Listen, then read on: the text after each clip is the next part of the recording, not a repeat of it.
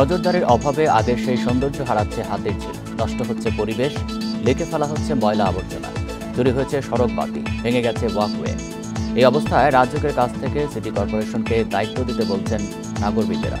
তবে রাজ্যের দাবি তদারকি নিয়মিত চলছে। রক্ষণাবেক্ষণের 9.5 কোটি টাকার 4.5 কোটি দিচ্ছেন তারা।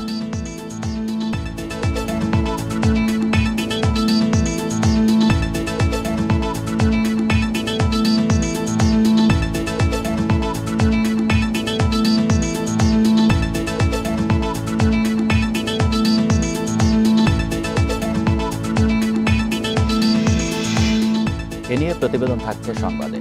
স্বাগত সকাল 9টার বিরতিহীন ইন্ডিপেন্ডেন্ট সংবাদে। আপনাদের সাথে আছি আমি আলী আশরাফ। শুরুতেই জানিয়ে দিচ্ছি প্রধান শিরোনাম। রাজনীতিকদের সঙ্গে জাতিসংঘ মহাসচিবের বৈঠক দুপুরে, বিকেলে যৌথ সংবাদ সম্মেলন।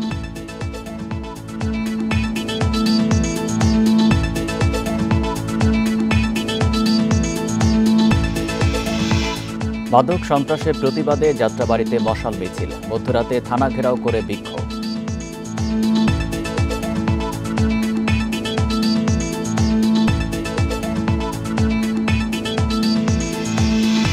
ভোক্তা অধিকারে দিনে অভিযোগ 150, ই-কমার্স, ব্যাংক, স্বাস্থ্যের ব্যবস্থা নেওয়া যাচ্ছে না। এই ঈদে জামা জুতো অ্যাক্সেসরিজের ডিসকাউন্ট। শুনছিলেন শিরোনাম, এবার বিস্তারিত। বিএনপি সহ বিভিন্ন রাজনৈতিক দলের নেতাদের সাথে আজ গোলটেবিল বৈঠক করবেন জাতিসংঘের মহাসচিব আন্তোনিও গুতেরেস। দুপুর 1টায় রাজধানীর হোটেল ইন্টারকন্টিনেন্টালে এই বৈঠক হওয়ার কথা রয়েছে। বিএনপির মিডিয়া সেল থেকে জানানো হয়েছে, বৈঠকে দলের মহাসচিব মির্জা ফখরুল ইসলাম আলমগীর সহ প্রতিনিধিরা অংশ নেবেন।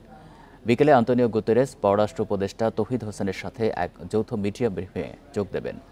4 দিনের সফরে বৃহস্পতিবার বিকেলে ঢাকায় আসেন জাতিসংঘের মহাসচিব আন্তোনিও গুতেরেস। রোববার সকালে তার ঢাকা ত্যাগ করার কথা রয়েছে।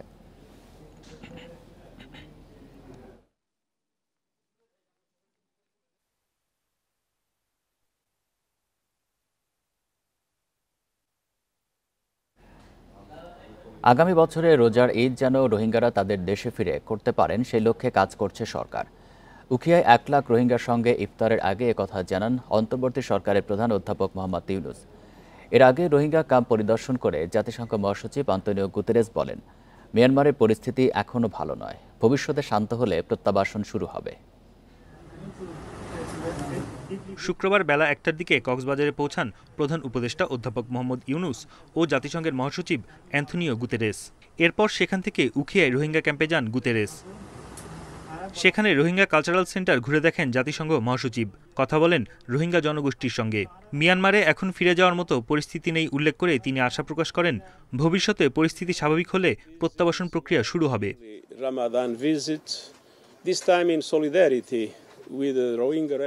মিয়ানমারের পরিস্থিতি এখনও শান্ত নয়, বিশেষ করে রাখাইন রাজ্যে। যতক্ষণ না রাখাইনের সংঘাত এবং নির্যাতন শেষ হচ্ছে, ততক্ষণ রোহিঙ্গাদের সাহায্য করতে হবে। আমরা একটি গভীর মানবিক সংকটের দ্বারপ্রান্তে আছি। আর্থিক সহায়তায় কাটছাঁটের কারণে একটি অবর্ণনীয় বিপর্যয় হবে, মানুষ কষ্ট পাবে এবং অনেকে মারা যাবে। এরপর 5:30টার দিকে রোহিঙ্গা ক্যাম্পে ইফতার আয়োজনে যোগ দেন অ্যান্থনিও গুতেরেস ও ডক্টর ইউনুস। সেখানে রোহিঙ্গা জনগোষ্ঠীর উদ্দেশ্যে বক্তব্য দেন তারা।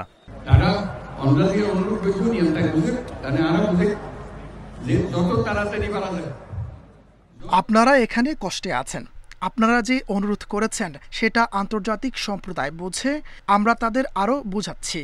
যত দ্রুত সম্ভব আপনারা যেন দেশে ফিরতে পারেন, বিশ্ববাসীর উপর থেকে এই বোঝা যেন শেষ হয়, সে চেষ্টা করা হচ্ছে। এই ঈদে সম্ভব নয়, তবে আমরা চাই আগামী ঈদ যেন আপনার মাতৃভূমিতে উদযাপন করতে পারেন।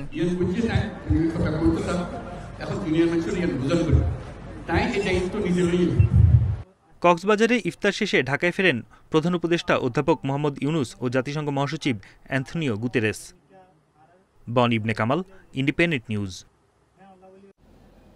বাংলাদেশের সমুদ্র বন্দর ব্যবহার করে ভারতের পূর্বাঞ্চলীয় 7টি রাজ্য উপকৃত হতে পারে বলে মন্তব্য করেছেন অন্তর্বর্তী সরকারের প্রধান উপদেষ্টা অধ্যাপক মোহাম্মদ ইউনুস। শুক্রবার দুপুরে কক্সবাজারে বিআইএএম অডিটোরিয়ামে স্থানীয় জনগণের সঙ্গে মত বিনিময়কালে তিনি এই মন্তব্য করেন। বলেন, বাংলাদেশের মানুষ যথেষ্ট ভাগ্যবান, কারণ তাদের একটি সমুদ্র আছে যা বিভিন্ন দেশের সঙ্গে ব্যবসা করতে উদ্বুদ্ধ করে। নেপাল ও ভারতের সেভেন সিস্টার্সের কোনো সমুদ্র নেই উল্লেখ করে ডক্টর ইউনূস পারস্পরিক সুবিধার্থে বাংলাদেশের সমুদ্র বন্দর ব্যবহারের প্রয়োজনীয়তার ওপর জোর দেন। বলেন, ব্যবসা করতে পারলে সকলের ভাগ্য বদলে যাবে। এর আগে প্রধান উপদেষ্টা কক্সবাজার বিমানবন্দরে চলমান নির্মাণ কাজ এবং খুরুশকুল জলবায়ু উদ্বাস্তু পুনর্বাসন প্রকল্প পরিদর্শন করেন। এ সময় প্রকল্পের অগ্রগতি সম্পর্কে তাকে অবহিত করা হয়।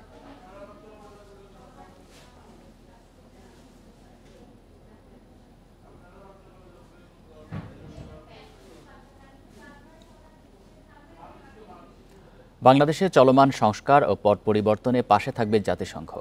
শুক্রবার সকালে প্রধান উপদেষ্টা অধ্যাপক মোহাম্মদ ইউনূসের সাথে বৈঠকের পর এক্সে কথা জানান সংস্থাটির মহাসচিব আন্তোনিও গুতেরেস। প্রধান উপদেষ্টার কার্যালয়ে 2 ঘণ্টার বৈঠকে রোহিঙ্গা ইস্যুও প্রাধান্য পায়। ঢাকায় জাতিসংঘ মহাসচিব পররাষ্ট্র উপদেষ্টার সঙ্গে সাক্ষাতের মধ্য দিয়ে শুরু হয় তার সফরের দ্বিতীয় দিন। এতে কথা হয় রোহিঙ্গা ইস্যুতে। এরপর প্রধান উপদেষ্টার কার্যালয়ে যান অ্যান্থনিও গুতেরেস। অধ্যাপক ইউনূসের সঙ্গে প্রায় 2 ঘণ্টার বৈঠকেও প্রাধান্য পায় রোহিঙ্গা প্রত্যাবাসন প্রসঙ্গ। এছাড়া চলমান সংস্কার ও পট পরিবর্তনে বাংলাদেশের পাশে থাকার আশ্বাসও দেন জাতিসংঘ মহাসচিব। এরপর রোহিঙ্গা শিবির পরিদর্শনে প্রধান উপদেষ্টার সঙ্গে কক্সবাজারে যান অ্যান্থনিও গুতেরেস। সেখানে তাকে স্বাগত জানান দুর্যোগ মন্ত্রণালয়ের উপদেষ্টা। বন ইবনে কামাল, ইন্ডিপেন্ডেন্ট নিউজ, ঢাকা। রাজনীতিবিদদের আত্মসমালোচনা দরকার বলে মন্তব্য করেছেন জামায়াতে ইসলামীর আমির ডাক্তার শফিকুর রহমান। শুক্রবার বিকেলে ঢাকা রিপোর্টার্স ইউনিটিতে এক ইফতার মাহফিলে তিনি এসব কথা বলেন।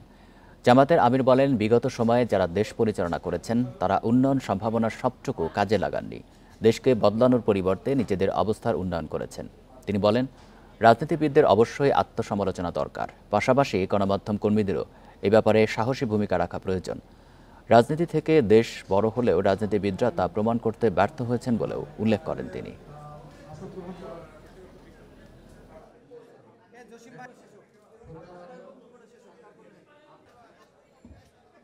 সোসাইটির 2 ধরনের স্টেক হোল্ডাররা এটা দেখেন, একটা অবভিয়াসলি সাংবাদিকরা দেখেন, আর একটা রাজনীতিবিদরা দেখেন। এই 2টা জায়গায় যদি স্বচ্ছতা এবং ভালো বোঝাপড়া থাকে, একটা সমাজ সামনের দিকে এগিয়ে যায়। কিন্তু এই 2 জায়গার যে কোনো এক জায়গায় স্বচ্ছতার যদি ঘাটতি হয়, এই সমাজ কুড়িয়ে কুড়িয়ে সামনের দিকে যায়। আসিয়ার মতো নির্মম নারী নির্যাতনের ঘটনা ঘটলেও তা গণমাধ্যমে প্রকাশিত হয় না বলে মন্তব্য করেছেন বিএনপির স্থায়ী কমিটির সদস্য মির্জা আব্বাস। এদিকে দলটির সিনিয়র যুগ্ম মহাসচিব রুহুল কবির রিজভী বলেছেন, নারী ও শিশু নির্যাতনের ঘটনা এভাবে ঘটতে থাকলে গ্রহণযোগ্যতা হারাবে অন্তর্বর্তী সরকার। শুক্রবার রাজধানীতে আলাদা অনুষ্ঠানে তারা এসব কথা বলেন। শুক্রবার সেগুনবাগিচার কার্যালয়ে ইফতার মাহফিলের আয়োজন করে ঢাকা রিপোর্টার্স ইউনিটি। সেখানে যোগ দেন ঢাকা রিপোর্টার্স ইউনিটির সাবেক ও বর্তমান সদস্যরা। ইফতারের আগে সংক্ষিপ্ত আলোচনায় বিএনপির স্থায়ী কমিটির সদস্য মির্জা আব্বাস শিশু আসিয়ার মৃত্যুতে তীব্র নিন্দা জানান। বলেন, এমন ঘটনা সারা দেশে ঘটেই চলেছে। কিন্তু এরকম আসিয়া কি বাংলাদেশে আর নাই? কিংবা এই আসিয়ার চেয়ে করুণ আর কোনো ঘটনা নাই বাংলাদেশে? এই বাংলাদেশে কি তনু হত্যা হয় নাই, রেপ হয় নাই? এই বাংলাদেশে মুনিয়া রেপ হয় নাই? এই বাংলাদেশে আরও মহিলা রেপ হয় নাই? আপনারা লিখছেন না কেন? এর আগে শুক্রবার সকালে নয়াপল্টনে দলটির কেন্দ্রীয় কার্যালয়ের সংবাদ সম্মেলনে বিএনপির সিনিয়র যুগ্ম মহাসচিব রুহুল কবির রিজভী অবিলম্বে আসিয়ার মৃত্যুর ঘটনার সুষ্ঠু বিচার নিশ্চিত করার দাবি জানান। এই অনাচারগুলোকে প্রতিষ্ঠিত করেছে বলেই নারীরা, শিশুরা কেউ রেহাই পায়নি। প্রিয় সাংবাদিক বন্ধুগণ, বর্তমান সময়ে নির্যাতিত আসিয়াকে ধর্ষণের পর মৃত্যুর বিষয়টি কোনো মতেই দেশবাসী মেনে নিতে পারছে না। বর্তমান শাসনকালে মানুষের প্রত্যাশা ছিল সারা জাতিতে তৃণমূলে অতি দ্রুত আইনের শাসন বলবৎ, কিন্তু প্রশাসনের শ্লথ ও ঢিলেঢালা আচরণের কারণে সমাজে দুষ্কৃতিকারীরা নানাভাবেই আশকারা পাচ্ছে। এদিকে আরেক আলোচনা সভায় বিএনপির নির্বাহী কমিটির সদস্য অ্যাডভোকেট এম রুহুল কুদ্দুস তালুকদার দুলু দেশের আইন শৃঙ্খলা পরিস্থিতির অবনতিতে উদ্বেগ প্রকাশ করেন। এই যে প্রতিদিন ধর্ষণ, প্রতিদিন খুন, চুরি, ডাকাতি, দেশে কোনো আইনের শাসন নাই, পুলিশ প্রশাসন একবারে ইনঅ্যাক্টিভ, প্রশাসন কোনো কাজ করছে না। এখান থেকে পরিত্রাণের জন্য নির্বাচনের বিকল্প নেই। দেশে নির্বাচিত সরকার এলে আইনশৃঙ্খলা পরিস্থিতির উন্নতি হবে বলেও আশা প্রকাশ করেন রুহুল কুদ্দুস তালুকদার দুলু। এই সংস্কারের নাম দিয়ে জাহানারা পারভিন, ইন্ডিপেন্ডেন্ট নিউজ, ঢাকা। আগে ধর্ষণের বহু ঘটনা ঘটলেও বিচার ঠিকমতো হয়নি। এজন্যই ধর্ষণের প্রকোপ বেড়েছে বলে মন্তব্য বাংলাদেশ মহিলা পরিষদের নেত্রীদের। শুক্রবার সকালে জাতীয় প্রেস ক্লাবের সামনে ধর্ষণ বিরোধী মৌন মিছিল শেষে সমাবেশ করেন তারা। এ সময় নেত্রীরা বলেন, পুরুষতান্ত্রিক মনোভাব পরিবর্তন না করলে এসব চলতেই থাকবে। এজন্য নারী পুরুষের সমান অধিকার নিশ্চিত করতে হবে। ধর্ষণ মামলায় ধর্ষকের সর্বোচ্চ শাস্তি নিশ্চিত করার দাবি জানায় মহিলা পরিষদ। নেত্রীরা বলেন, মাগুরার আসিয়া মারা যাওয়ার দিনেও 4 জেলায় ধর্ষণ হয়েছে। এসব ঘটনা ধামাচাপা দেওয়ার চেষ্টা হলে তার বিরুদ্ধেও ব্যবস্থা নেওয়ার আহ্বান জানিয়েছে সংগঠনটি।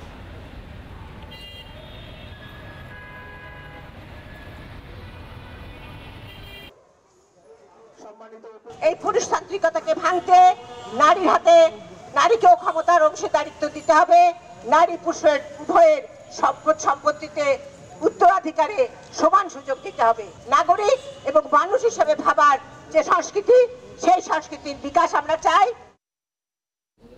বরিশালে গত 2 বছরে ধর্ষণের অভিযোগে থানায় প্রায় 700 মামলা হয়েছে। তবে ফরেনসিক পরীক্ষায় প্রমাণ হয়নি কোনোটি। 3% ক্ষেত্রে মিলেছে কেবল ধর্ষণ চেষ্টার আলামত। আইনজীবী ও মানবাধিকার কর্মীরা বলছেন, দেরিতে মামলা দায়ের ও আলামত নষ্ট হওয়ার কারণে বিচার ও শাস্তি থেকে পার পেয়ে যাচ্ছে অপরাধীরা। 2023 সালের 1 জানুয়ারি থেকে 2024 সালের 31 ডিসেম্বর পর্যন্ত 2 বছরে বরিশাল শেরেবাংলা মেডিকেল কলেজের ফরেনসিক বিভাগে ডাক্তারি পরীক্ষার জন্য আনা হয় 693 জন নারী ও শিশুকে। এর মধ্যে নারী ও কন্যা শিশু 672 জন আর ছেলে শিশু 21 জন। তবে পরীক্ষায় মাত্র 38 জন নারীর ক্ষেত্রে ধর্ষণ চেষ্টার প্রমাণ মিলেছে। বাকিদের ক্ষেত্রে মেলেনি যথাযথ আলামত। যে প্যাথোলজিক্যাল টেস্ট করি এবং আদার যে পরীক্ষা নিরীক্ষা করি, সেক্ষেত্রে আমরা 3 থেকে 5% এরকম হয়তো তার শরীরে বিভিন্ন সেক্সুয়াল অ্যাসল্ট জনিত যে প্রদাহগুলো আমরা পেয়ে থাকি। মূলত ধর্ষণের ঘটনার পর দেরিতে অভিযোগ জানানোয় আলামত নষ্ট হয় বলছেন চিকিৎসকরা। এই ধরনের নির্যাতনে দ্রুত ওয়ান স্টপ ক্রাইসিস সেন্টারে আনার পরামর্শ তাদের। তার ড্রেস চেঞ্জ করা যাবে না, ওয়াশ করা যাবে না, গোসল করা যাবে না এবং যত দ্রুত সম্ভব আমাদের কাছে আসতে হবে। যে ইনস্টিটিউটে আসলো তারাও যেন স্যাম্পল নিতে দেরি না করে, পরীক্ষা করতে দেরি না করে, তাহলে রেট আরও বাড়বে। ডাক্তারি পরীক্ষায় দেরি, অন্যদিকে রিপোর্ট ও মামলার দীর্ঘসূত্রতায় নাজেহাল ভুক্তভোগীরা। টাকা পয়সা দিল তারাই করতেছে না, আমাদের সার্টিফাইড করতেছে না, আমরা ভূগন্তের মধ্যে আছি। আমি ওইখানে থানায় মামলা করার পরে আমাকে মেডিকেলে রিপোর্ট দেওয়ার জন্য 6 মাস দেরি করাইছে। মেডিকেল রিপোর্টে প্রমাণ না মেলায় অপরাধীর বিচার করা যাচ্ছে না বলছেন আইনজীবী ও মানবাধিকার কর্মীরা। 24 ঘন্টার মধ্যে অথবা 72 ঘন্টার মধ্যে সেই জায়গাটা কিন্তু তদন্তকারী কর্মকর্তারা সেই জিনিসটা কমপ্লাই করে না, যার ফলে এই মেডিকেল টেস্টের বিষয়টা ম্যাক্সিমাম জায়গায় ফেল করে।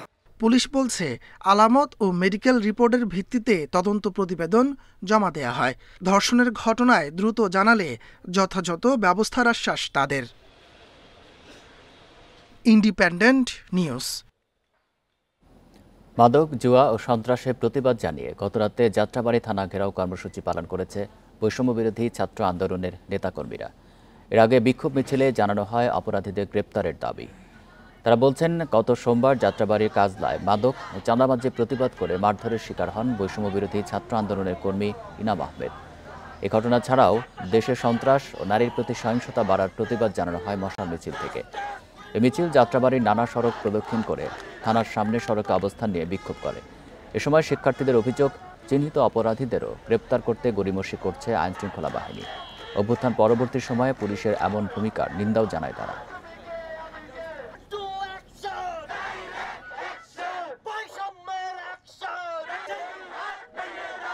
আমরা মামলা করেছি, এর বিচার চাই। যে যতই প্রভাবশালী হোক না কেন, সে যেই দলেরই হোক না কেন, আমরা এই বিচার চাই, এই বিচার করতেই হবে। ছিনতাই, চাঁদাবাজি, তারপর ডাকাতি, এগুলা যে আপনার মাথাচাড়া দিয়ে উঠেছে, এইটার বিরুদ্ধে আমরা সবাই আমরা সবাই প্রশাসনের হস্তক্ষেপ চাই। পুলিশ জয়ের লাঠি আবারও যদি সাধারণ নাগরিকের উপর ওঠে, তাহলে সাধারণ নাগরিক এবং ছাত্ররা এই ছাত্র নাগরিক ঐক্যমতের ভিত্তিতে আবারও প্রতিরোধ গড়ে তুলবে।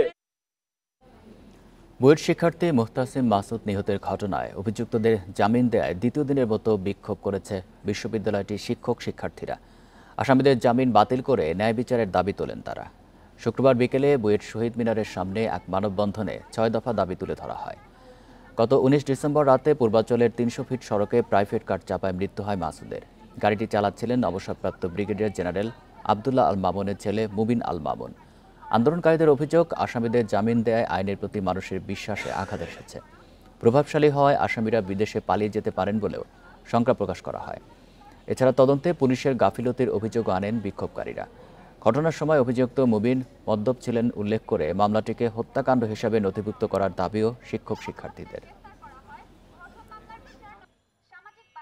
সরকারের কাছে দাবি জানাচ্ছি যেন দ্রুত একটি পূর্ণাঙ্গ তদন্ত প্রতিবেদন জমা দেওয়া হোক। গাড়ি চালক মদ্যপ অবস্থায় সব ট্রাফিক রুল অমান্য করে নৃশংসভাবে হত্যাকাণ্ড ঘটিয়েছে। এই ঘটনার প্রকৃতি এবং হত্যাকাণ্ডের ভয়াবহতা বিবেচনায় আমরা দৃঢ়ভাবে চাই যে এই মামলাটি ধারা 302 হিসেবে নথিভুক্ত করা হোক। কক্সবাজারের ঈদগাঁও ইসলামাবাদে প্রতিপক্ষের গুলিতে হাবিবুল হুদা নামে এক ব্যক্তি নিহত হয়েছেন। এই ঘটনায় একই পরিবারের আরও 3 জন গুরুতর আহত হয়েছেন। শুক্রবার রাতে ইসলামাবাদের পাহাশিয়াখালী শিকদারপাড়া এলাকায় এই ঘটনা ঘটে। প্রত্যক্ষদর্শীরা জানিয়েছে, শুক্রবার জুমার নামাজের পর সাবেক চেয়ারম্যান আব্দুর রাজ্জাককে পুলিশে ধরিয়ে দেওয়ার সন্দেহ নিয়ে হাবিবুল ও সাইদুলের সাথে কথা কাটাকাটি হয়। এক পর্যায়ে সাবেক চেয়ারম্যান ও তার লোকজন 2 জনকে লক্ষ্য করে কয়েক রাউন্ড গুলিবর্ষণ করে। এতে ঘটনাস্থলে হাবিবুল গুলিবিদ্ধ হয়। পরে তাকে হাসপাতালে নেওয়া হলে চিকিৎসক মৃত ঘোষণা করে। এ ঘটনায় জেলা পুলিশ সুপারের কার্যালয় ঘেরাও করে বিক্ষোভ করে ছাত্র প্রতিনিধিরা।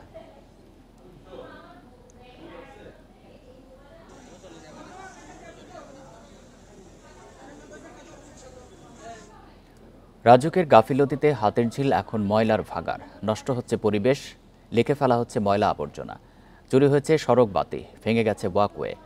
এই অবস্থায় এর দায়িত্ব সিটি কর্পোরেশনকে দিতে বলছেন নগরবিদেরা। তবে রাজুকের দাবি, তদারকির কাজ নিয়মিতই চলছে। রক্ষণাবেক্ষণের 9.5 কোটি টাকার 4.5 কোটি দিচ্ছেন তারা।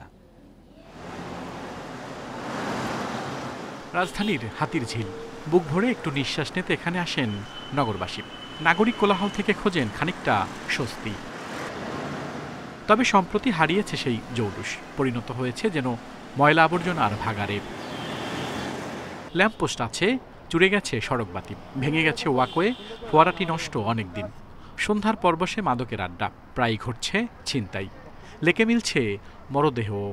সকালবেলা দেখা যায় যে টোকাই বা বখাটে পোলা বাঞ্জা থাকে, এগুলো সব অফিসে আসার সময় এই রাস্তাতে আসতে দেখা যায় গাজার গন্ধে পেটটা একদম ফুলে যায়। সব লাইটগুলো মনে করেন নাই, দেখেন একটা লাইট কই গেছে, লাইটগুলো কই গেছে মনে করেন কত পোলা বানাচ্ছে, খায় হালাইছে, চুরি করে লয়ে গেছে। এই জায়গাগুলা খুব নোংরা বা এখান থেকে দুর্গন্ধ আসে, সো এই বিষয়টা প্রায় আমরা ফিল করি। আর এর কারণ হিসেবে রাজুককে দুষছেন নগরবিদরা। বলছেন তাদের অক্ষমতার কারণেই এই অবস্থা, তাই এর দায়িত্ব দিতে বলছে সিটি কর্পোরেশনকে। সিটি কর্পোরেশনের দেখভাল, পরিষ্কার পরিচ্ছন্নতা করার সিস্টেমেটিক ইনস্টিটিউশনালাইজ কাঠামো রয়েছে, যে কাঠামো রাজুকের নাই। এবং যতই বাগাড়ম্বর করুক, এই কাঠামো সৃষ্টি না করা পর্যন্ত এই ধরনের প্রকল্প পরবর্তী রক্ষণাবেক্ষণ দায়িত্ব তার নেওয়াই উচিত না। তবে রাজুকের দাবি, হাতিরঝিলের পরিবেশ ঠিক রাখতে নিয়মিত কাজ করছেন তারা। এরই মধ্যে সংরক্ষিত করা হয়েছে কিছু জায়গা, দ্রুতই ঠিক হবে ওয়াকওয়ে। এখানে আদালতের একটা ভার্ডিক্ট আছে, সে ভার্ডিক্টটা মেনেই আমরা হাতিরঝিল ডেভেলপমেন্টটা আমরা অব্যাহত রাখবো। সিটি কর্পোরেশনের কাছে হস্তান্তরের বিষয়টা, এটা তো আমাদের নীতিগত সিদ্ধান্ত, এই বিষয়ে অ্যাকচুয়ালি আমার মতামত দেওয়ার সুযোগ নাই। রাজুক বলছে হাতিরঝিল রক্ষণাবেক্ষণে বছরে খরচ প্রায় 9.5 কোটি টাকা। দোকানপাট, পরিবহন ও অন্যান্য খাত থেকে বছরে আসে 5 কোটি টাকা, আর বাকি 4.5 কোটি টাকা দিচ্ছেন তারা। আল আমিন হোসেন, ইন্ডিপেন্ডেন্ট নিউজ, ঢাকা। বাড়ছে ভোক্তা অধিকারে অভিযোগের পরিমাণ। প্রতিদিন গড়ে জমা হচ্ছে 150 অভিযোগ। তবে আইন সংস্কার না হলে ই-কমার্স, ব্যাংক, টেলিকম ও স্বাস্থ্য খাতে ব্যবস্থা নিতে পারছে না সংস্থাটি। এতে প্রতিকার পাচ্ছেন না ভোক্তারা। সংস্থাটির মহাপরিচালক জানান, ভোক্তাদের সুবিধায় জনবল বাড়ানো, আইন সংশোধন সহ নেওয়া হচ্ছে নানা পরিকল্পনা।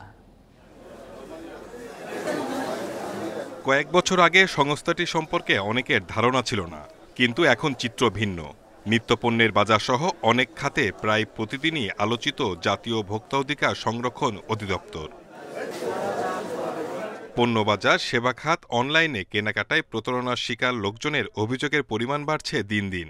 দ্রুত সমাধান পাওয়া না গেলেও সরাসরি কিংবা অনলাইন মিলিয়ে প্রতিদিন 150-র বেশি অভিযোগ করছে ভোক্তারা। এখানে একটা অভিযোগ করছি, এটা সবাই একটা সমাধান দেওয়া উচিত, কিন্তু আমরা এটা ফলাফল পাচ্ছি না এখনো। ভোক্তা অধিদপ্তর যখন আছেন এবং তারা তো মাঝে মাঝে যাই দেখছি ওখানে বিভিন্ন ব্যাপার নিয়ে, এই জন্য আমি চিন্তা করলাম এখানে একটা অভিযোগ দেই, যাতে করে ওরাও এইরকম উল্টোপাল্টা কাজ না করে।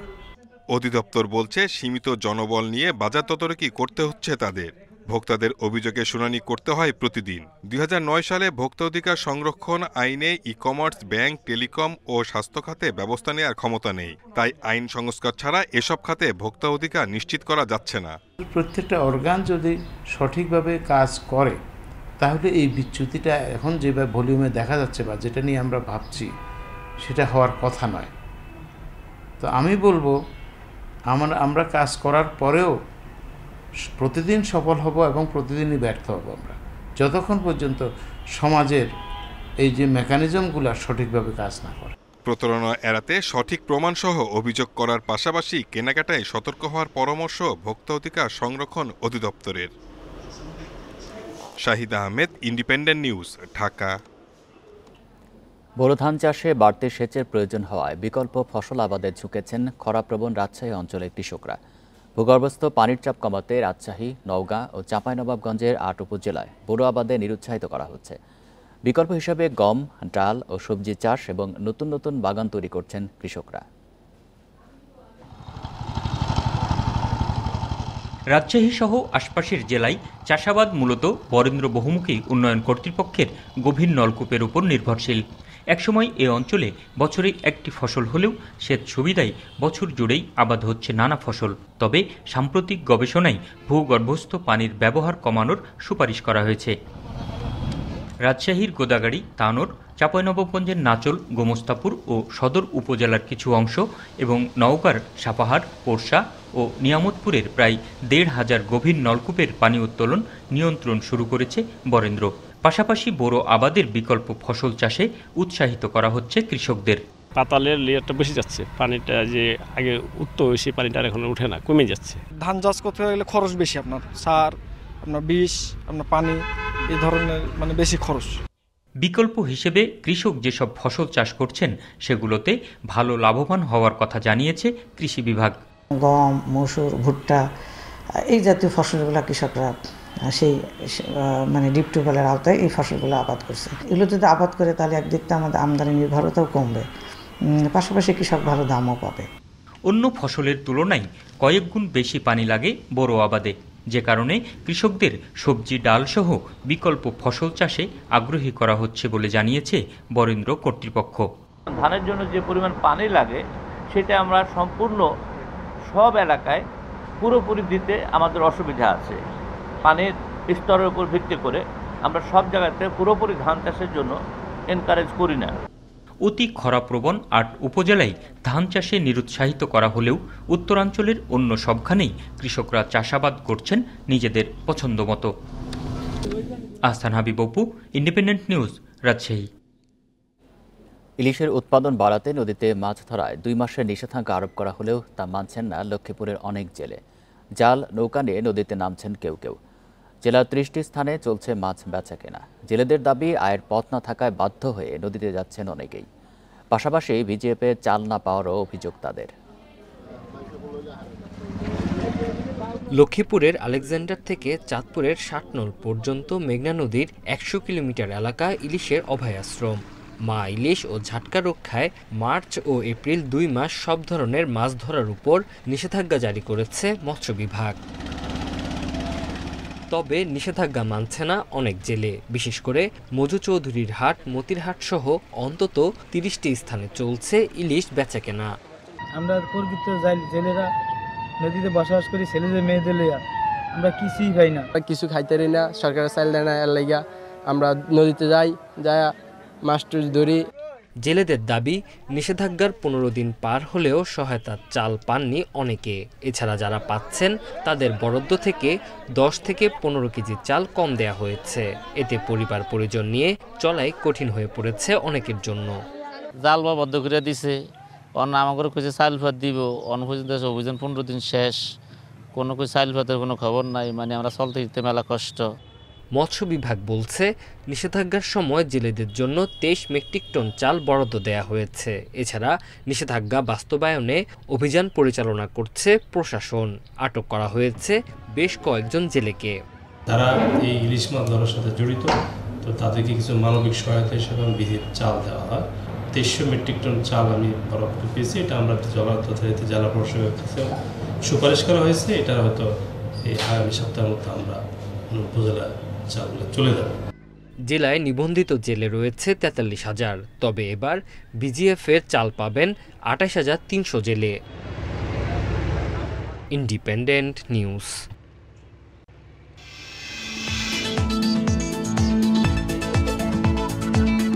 জাতীয় মসজিদ বায়তুল মোকাররম, রমজানে এখানে প্রতিদিন ইফতারে শামিল হন 5,000-এর বেশি মানুষ। আলাদা আলাদাভাবে এই আয়োজন করে মসজিদের মুসল্লি কমিটি, ইসলামিক ফাউন্ডেশন ও তাবলিগ জামাত। পাশাপাশি নিজেদের অর্থায়নে ইফতার আয়োজন করেন মুসল্লিরা। রোজাদাররা জানান, একত্রে এমন বড় আয়োজন সৌহার্দ্য সম্প্রীতি বাড়ায়।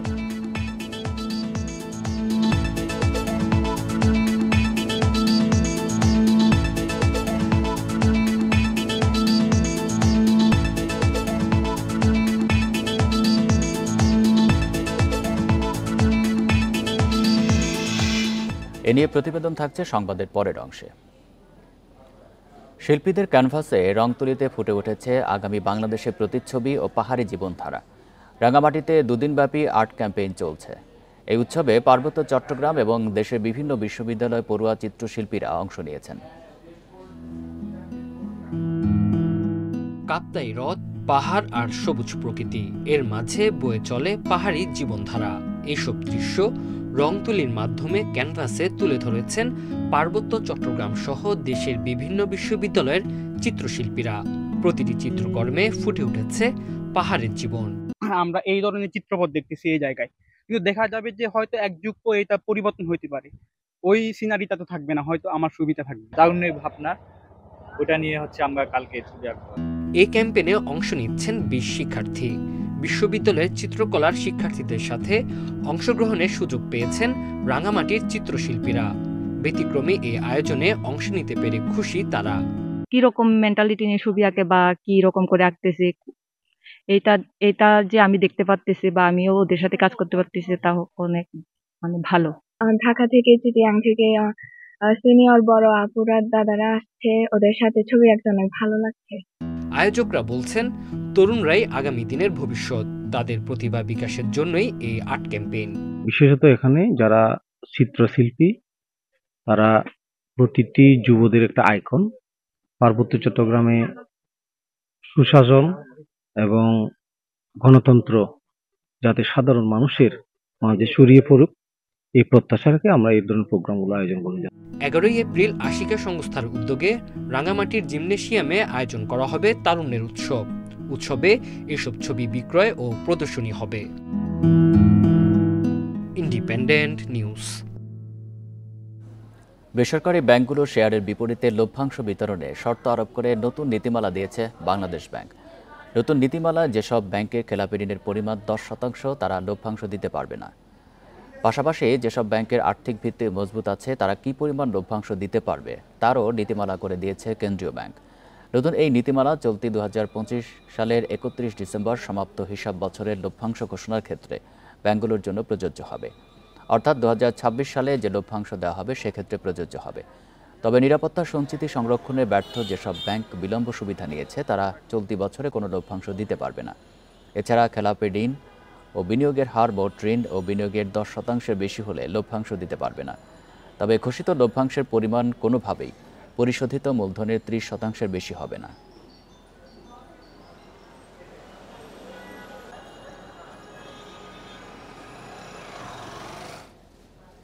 টাকা ছাপিয়ে আবারও ধার দিচ্ছে বাংলাদেশ ব্যাংক। সোশ্যাল ইসলামী ব্যাংক ও ফার্স্ট সিকিউরিটি ইসলামী ব্যাংকে দেওয়া হবে আরও 2,500 কোটি টাকা। এর মধ্যে সোশ্যাল ইসলামী ব্যাংকে ১,৫০০ এবং ফার্স্ট সিকিউরিটি ইসলামী ব্যাংকে ১,০০০ কোটি টাকা তারল্য সহায়তা দেওয়া হবে। এর আগে গত নভেম্বরে ৬টি ব্যাংকে ২২,৫০০ কোটি টাকা ঋণ দেওয়া হয়। পরে জানুয়ারিতে আরও ৪,৯১০ কোটি টাকা দেওয়া হয়। সব মিলিয়ে ৫ আগস্টের পর থেকে দুর্বল ব্যাংকগুলোকে ২৯,৪১০ কোটি টাকা ছাপিয়ে ঋণ দিয়েছে কেন্দ্রীয় ব্যাংক। এদিকে ব্যাংকগুলোকে তারল্য সহায়তা দেয় মূল্যস্ফীতিতে যেন ব্যাপক মাত্রায় প্রভাব না পড়ে সেজন্য ট্রেজারি বিল ও বন্ডের পাশাপাশি বিলের মাধ্যমে বাজার থেকে উদ্বৃত্ত টাকা তুলে নিচ্ছে কেন্দ্রীয় ব্যাংক।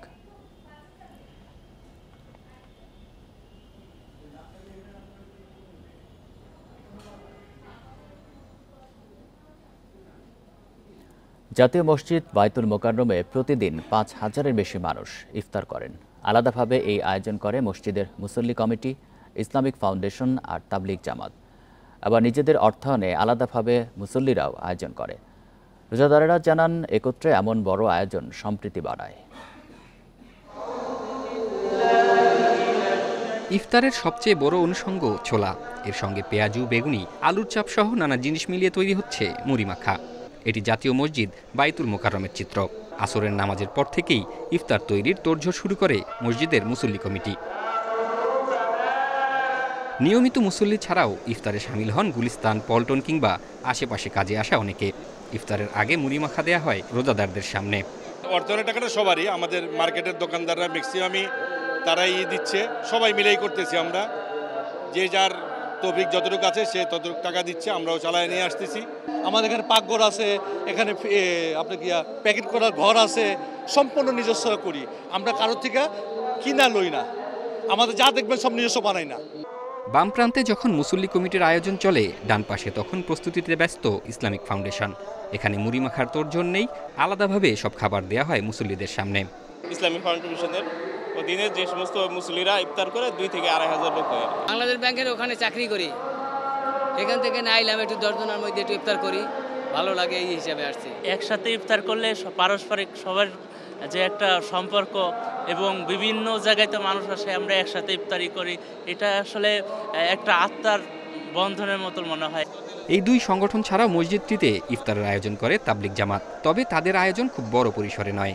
আমাদের এটা তাবলিগ জামাতের পক্ষ থেকে করা হয়েছে, ইসলামী শরিয়তপন্থী শরিয়ত মোতাবেক করা হয়েছে, যার কারণে আমরা এটাকেই বেশি পছন্দ করি। আল্লাহর কাজ করে সবসময় ভালো জিনিস, ভালো কাজ করে এবং এটা ইফতারি দিচ্ছে, এরা যায় ইফতারি দেয়, ইফতারিও খুব সুন্দর শৃঙ্খলাভাবে হইতে আছে। বাইতুল মোকাররমে মুসল্লি কমিটি 2,500 মানুষকে ইফতার দেয়। ইসলামিক ফাউন্ডেশনের আয়োজন থাকে প্রায় 2,000 মানুষের জন্য, আর তাবলিগের ইফতারে অংশ নেন প্রায় 700 রোজাদার। সন্ধ্যা ঘনিয়ে এলে একসঙ্গে বসে পড়েন মুসল্লিরা। আজানের সঙ্গে সঙ্গেই রোজা ভাঙেন রোজাদাররা। জাহিদুল ইসলাম, ইন্ডিপেন্ডেন্ট নিউজ, ঢাকা। এই ছিল এখনকার সংবাদে। ইন্ডিপেন্ডেন্ট টেলিভিশনের সব খবরের আরো বিস্তারিত জানতে চোখ রাখুন ফেসবুক, ইউটিউব এবং এক্সে। ধন্যবাদ সবাইকে।